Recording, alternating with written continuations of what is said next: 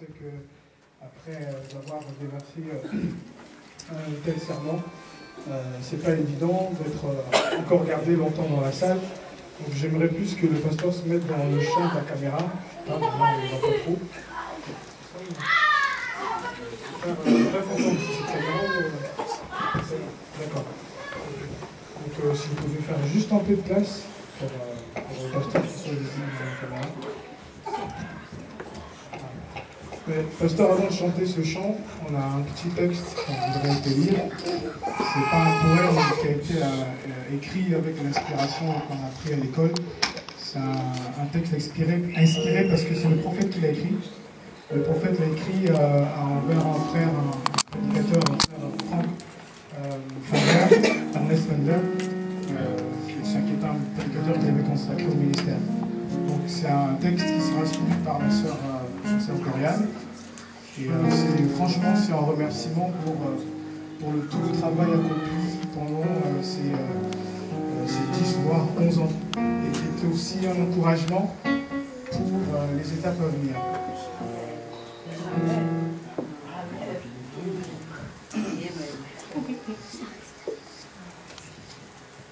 Si Dieu t'a appelé pour être pleinement comme Jésus, dans tout ton esprit, il va t'attirer dans une vie. On n'entend pas bien, s'il vous plaît. Si Dieu t'a appelé pour être réellement comme Jésus, dans tout ton esprit, il va t'attirer dans une vie de crucifixion et d'humilité. Il mettra sur toi de telles exigences d'obéissance qu'il ne te permettra pas de suivre d'autres chrétiens. Et à bien des égards, il semblera laisser de bonnes personnes faire des choses qui ne te seront pas permises. D'autres chrétiens et ministres, qui peuvent paraître très religieux et très utiles, peuvent s'efforcer de se mettre en avant, tirer les ficelles, et ils feront tout pour mener à bien leur plan. Mais tu ne pourras pas faire cela. Et si tu essayes, tu essuieras un tel échec et tu recevras une réprimande de la part du Seigneur, ce qui te fera repentir dans la douleur. Il sera permis à d'autres de réussir et d'accumuler de grosses sommes d'argent ou bénéficier d'un héritage, ou vivre dans le luxe. Mais Dieu pourvoira à tes besoins quotidiennement. Amen. Parce qu'il veut que tu aies quelque chose de loin, préférable alors, et que tu dépendes entièrement de lui, afin qu'il y ait le privilège de pouvoir à tes besoins jour après jour, grâce à ces trésors invisibles. Les autres peuvent se vanter de leur travail, de leur succès, de leur écrit, mais le Saint-Esprit ne te permettra pas de suivre ces choses pareilles. Et si tu oses te vanter, il te conduira dans une profonde mortification, qui te fera de mépriser toi-même et toutes tes bonnes œuvres. Le Seigneur peut laisser les autres être honorés et avoir les premières places, et te garder caché dans l'obscurité, parce qu'il veut produire du fruit, de premiers choix et de grandes valeurs et de grandes saveurs pour sa gloire à venir, ce qui ne peut être produit que dans l'ombre. Dieu laissera les autres être grands, mais te garder petit. Il laissera les autres faire un travail pour lui et son attribut, le mérite, mais il te fera travailler dur, connaître l'ampleur de ton travail. Et alors, pour rendre ton travail encore plus précieux, il laissera les autres s'attribuer le mérite pour l'œuvre que tu as faite. Et ceci fera la récompense sera 10 fois plus grande que quand Jésus viendra. Le Saint-Esprit veillera de façon stricte sur toi avec un amour jaloux et te réprimandera pour des petits mots et sentiments ou pour la perte de ton temps, chose pour laquelle d'autres chrétiens ne semblent jamais être dans la détresse. Ainsi, réalise bien dans ton esprit que Dieu est un souverain infini et qu'il a le droit d'agir comme cela lui plaît avec le sien, et il ne t'expliquera pas 1000 choses qui peuvent t'intriguer dans sa manière d'agir avec toi. Dieu te prendra à ta parole, et si tu désires absolument être son esclave, il t'en voudra pas d'un amour jaloux. Il laissera d'autres dire et faire beaucoup de choses que tu ne peux pas faire ou dire. Qu'il soit établi pour toujours, que tu dois strictement traiter avec le Saint-Esprit et qu'il doit avoir le privilège de lier ta langue ou enchaîner ta main ou fermer tes yeux dans tes voies que d'autres n'ont pas à connaître. Maintenant, lorsque tu seras tellement possédé du Dieu vivant, et que dans le secret de ton cœur, tu te plairas à apprécier cette garde jalouse, particulièrement personnelle et privée du Saint-Esprit, ainsi que sa direction dans ta vie. Tu auras trouvé le vertibule du ciel. Amen.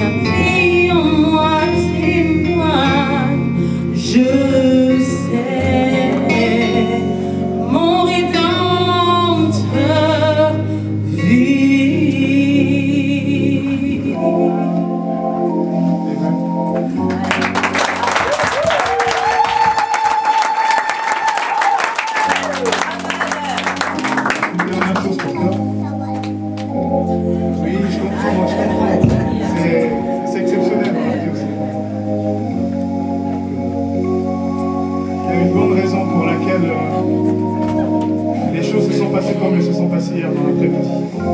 Maintenant, le pasteur va comprendre pourquoi.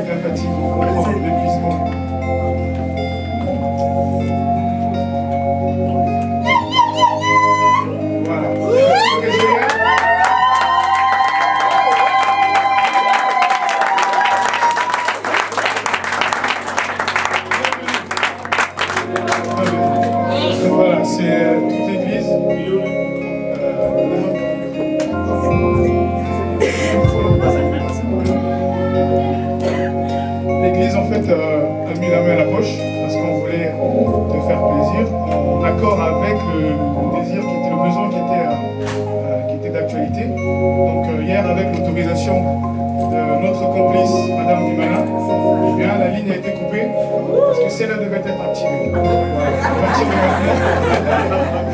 À partir de maintenant, le téléphone iPhone 6, 64 Go, le maximum de capacité, c'est or, c'est ça? Oui, la couleur, or, exactement ce que le pasteur voulait, et entre ses mains en ce moment.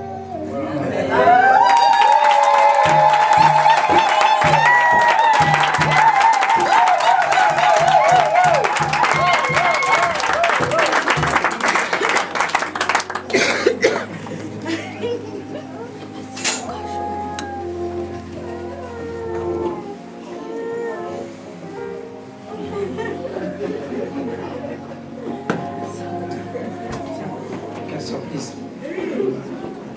Quel coup. Je veux seulement remercier l'Église du Dieu vivant pour ce don qui a été fait. C'est un don approprié. Donc que Dieu vous bénisse richement. Je ne peux que m'en réjouir et vous féliciter. J'ai même dit ça dans la prédication. Je ne comprenais pas. Mais c'est comme si je prophétisais. Mais vraiment, les gens étaient dans le secret. Je ne comprenais pas, je posais la question dans la maison, mais j'ai pas de réseau. Et je disais oui, mais on n'a pas de réseau aussi.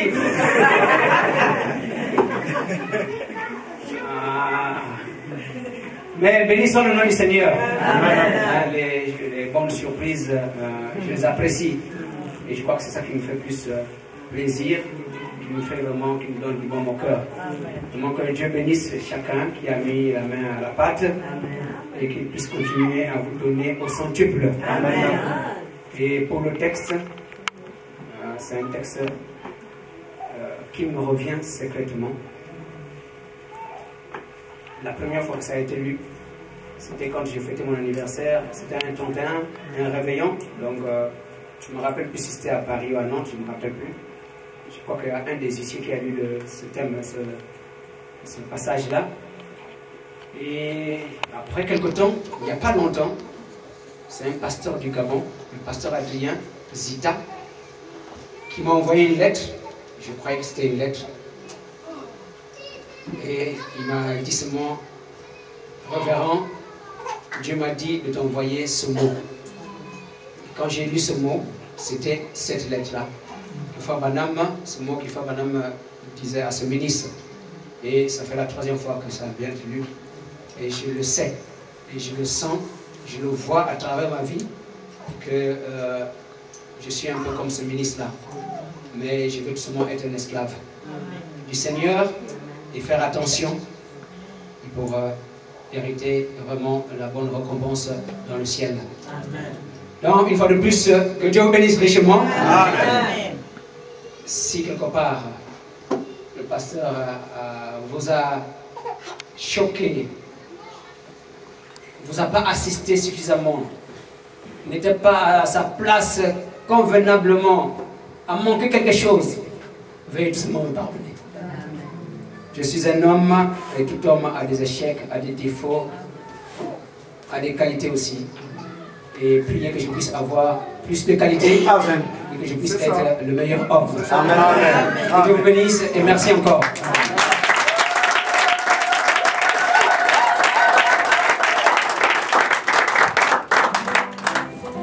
Dieu vous bénisse. Alors, on t'a fait ce cadeau, mais aussi pour tous ceux qui sont en service, on a pensé à eux. Donc, tous ceux qui sont en service, on va vous appeler pour vous remettre votre cadeau. Car vous travaillez pour l'œuvre de Dieu aussi, c'est important.